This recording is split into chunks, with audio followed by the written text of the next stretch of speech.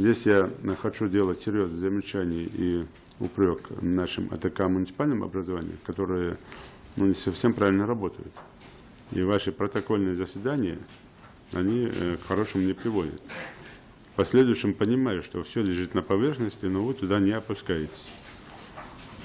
Ночью, в ночное время, есть известные места, где могут происходить там сборы, где могут люди собираться, в том числе и на околицах, там, за пределами населенных пунктов, и внутри городов и сельских поселений.